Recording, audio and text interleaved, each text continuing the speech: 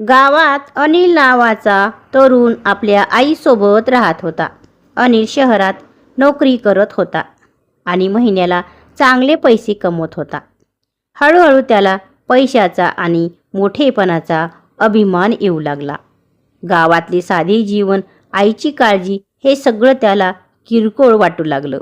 आई मात्र रोज त्याच्यासाठी आवडीचा स्वयंपाक करायची, कपडे धुवायची. तो उशीर आला तरी दार उघडून वाट पाहत बसायची. एके दिवशी अनिलने रागात आईला म्हटलं, "तू माझ्यासाठी काय केलंस? मी आज जे आहे ते माझ्या मेहनतीमुळे आहे." आई काही बोलली नाही, फक्त हसली. काही महिन्यांनी अनिलच्या कंपनीत मोठी अडचण आली आणि त्याची नोकरी गेली. मित्र दूर गेले, पैशाची अडचण सुरू झाली.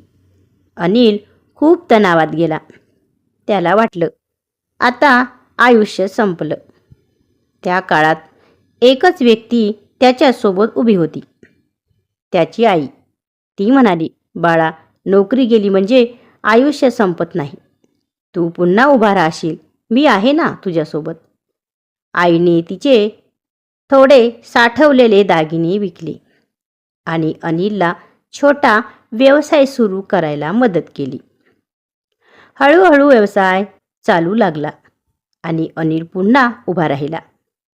एक दिवस त्याने आईच्या हातात पैसे ठेवले आणि डोळ्यात पाणी आणून म्हणाला, "आई, मी खूप चुकीचा होतो.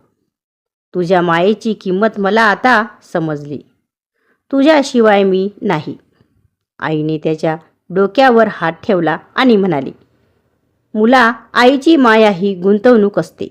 ती कधी ना कधी फळ देतेच." त्या दिवसानंतर अनिलला कळलं, जगात पैशापेक्षा मोठी गोष्ट असेल तर ती म्हणजे माया आणि साथ. बोध.